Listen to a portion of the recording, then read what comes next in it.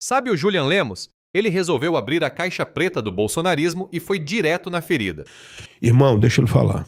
Jair é um cara caótico na sua família, é um cara caótico politicamente, é um cara caótico partidariamente, ele é um cara caótico com ele mesmo. Ele sozinho, ele quer fugir de casa, de tão caótico que é a mente dele. O Bolsonaro virou uma lição que uma parte do Brasil teima em não aprender. E olha o nível da novela. Enquanto a família se engole viva nos bastidores, a Michelle é atacada pelos próprios aliados. O Flávio tenta se vender como o herdeiro perfeito, e o Eduardo e o Carlos continuam espalhando o caos na internet. No fim das contas, a pergunta que fica é uma só. Essa galera quer governar o país de verdade ou só quer resolver briga de família em praça pública? Veja. Ele não se dá bem com filhos, nem os cachorros gostam dele. Eu tô aqui sendo realista.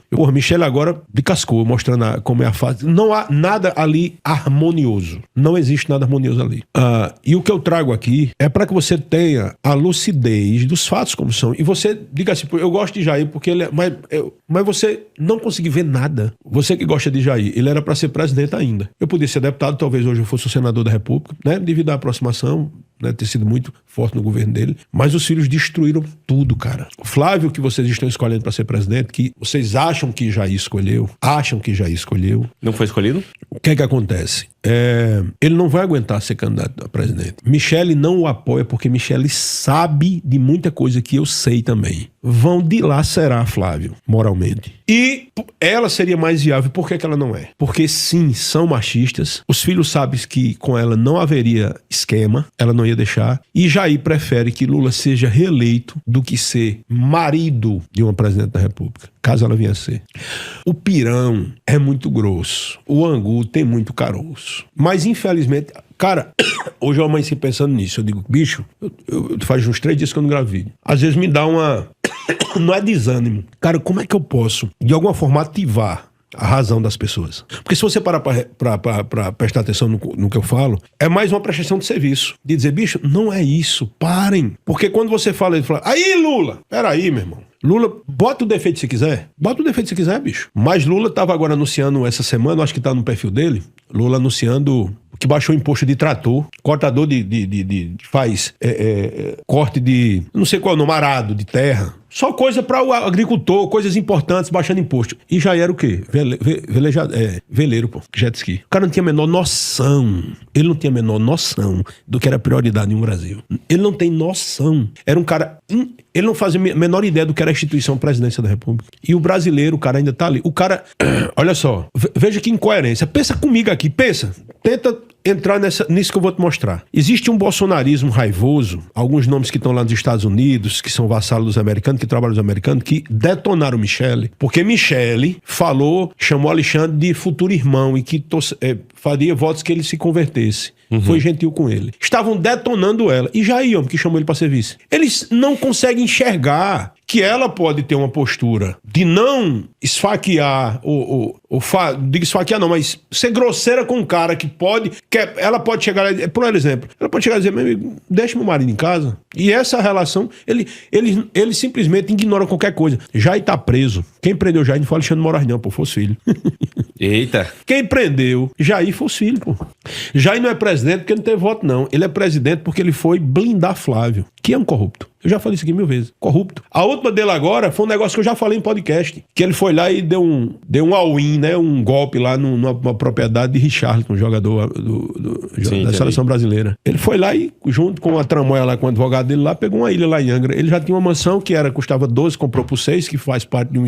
É porque assim, há uma forma de você legitimizar um negócio, mas é uma propina. É como esse negócio do filme, é propina. Aí... Richarlison tinha comprado uma ilha em Angra, aí Flávio soube, chegou lá com um advogado, esse advogado que faz todo tipo de mutreta, chegou lá, tirou a mulher de Richarlison que estava dentro da ilha, pô. Aí agora Richarlison foi na rede social dizer que levou um cano de 10 milhões. Esse é o Flávio, bicho. Esse é o Flávio. O Flávio, tirando aquele olhinho verde dele, aquela carinha dele que é mais agradável do que a do pai, aquele cara é muito mais perigoso do que Jair, pô. Tem nada a ver porque me perseguiram, que eu deixei de ser deputado, não. O cara é um bandido. Eduardo é ultra mega agressivo e sem escrúpulo pra destruir a imagem de alguém. E eles trocam muito figurinhas, Eduardo e Carlos. Eles têm uma mente doentia, todos dois. E Flávio é o político que fala bem, é aquele cara que faz o vídeo em relação a Michelle, pedindo desculpa a ela, mas tá doido pra tocar fogo nela. Na realidade, Jair, o destino colocou ele como presidente. Eu acho que muita gente não entende isso, mas foi uma lição para o Brasil, cara. Muita gente, rapaz, Bolsonaro foi uma lição para o povo brasileiro.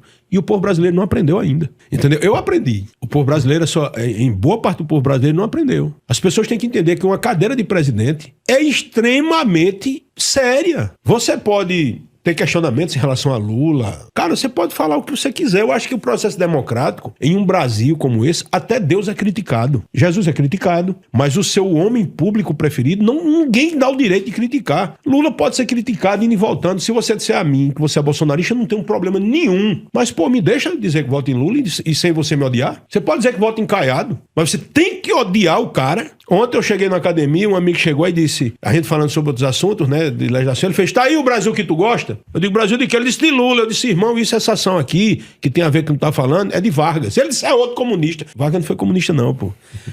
E eu tô falando de um cara instruído. O brasileiro não conhece a sua própria história. Por isso que faz com que se repita mais uma vez. Gente, vamos falar sério aqui por um minuto? O Brasil precisa encarar uma realidade. O Bolsonaro não foi só um presidente ruim. Ele foi uma baita lição histórica. O problema é que tem uma galera que se recusa a aprender, porque olha só, tá cada vez mais claro. O bolsonarismo nunca foi um projeto de país, sempre foi um projeto de família. E detalhe, uma família em pé de guerra, cheia de ego, vaidade, ressentimento e puro cálculo político. E aí eu pergunto, a gente vai mesmo cogitar entregar a cadeira de presidente de novo para essa confusão? O próprio grupo dele se engole vivo por dentro. A Michelle tenta posar de moça moderada, religiosa, fofinha. Aí vem a ala radical e janta ela viva. O Flávio tenta se vender como o herdeiro natural, mas não empolga nem no almoço de domingo da família. O Eduardo vive no modo gritaria internacional, querendo que o Brasil vire puxadinho dos Estados Unidos. O Carlos, esse opera no escurinho da internet, só soltando os cachorros. E o Bolsonaro pai parece mais preocupado em segurar as rédeas do próprio clã do que em apresentar uma ideia séria para o país. A ironia é fantástica, né? Passaram anos enchendo o peito para falar de família, ordem e bons costumes. Mas quando você dá um close, o que tem ali? É briga, intriga, vaidade e um vale-tudo para ver quem herda o espólio político do mito. Agora estão tentando empurrar o Flávio Bolsonaro como candidato. Olha, cuidado, não cai nessa de achar que ele é a versão educadinha do pai e tá tudo resolvido. Falar manso não significa ser menos perigoso. Às vezes, o perigo vem justamente embalado num pacote mais tranquilo. Aí você vai me dizer, mas e o Lula? Não pode criticar? Claro que pode, deve. Ninguém está acima de crítica na democracia, mas tem uma diferença gigantesca entre criticar um governo e apostar de novo num projeto autoritário, rancoroso e que funciona como empresa familiar. O ponto é simples, pessoal. A presidência da República não é herança de família, não é o sofá da sala dos Bolsonaro, nem patrimônio privado de clã político. É coisa séria, exige responsabilidade, equilíbrio e pé no chão. E o Brasil de verdade não precisa de jet ski, bravata e guerra cultural no Twitter. O Brasil precisa de emprego, comida no prato, escola, saúde, indústria forte e estabilidade. O bolsonarismo tenta te vender caos como se fosse coragem, tenta te vender grosseria como se fosse autenticidade, mas no fundo, tira o barulho e o que sobra. Uma família brigando pelo controle de um eleitorado que foi ensinado a odiar antes de pensar. A grande pergunta é, até quando a gente vai continuar confundindo gritaria com liderança? Governar um país não é abrir uma live para atacar inimigo imaginário. Não é transformar filho em sucessor. Não é tratar a democracia como um estorvo. O Bolsonaro foi o aviso. O Flávio, o Eduardo, o Carlos e toda essa novela familiar são o mesmo alerta, em capítulos diferentes. Agora o Brasil decide se aprendeu a lição ou se vai pular no mesmo buraco de novo, só mudando o primeiro nome na urna.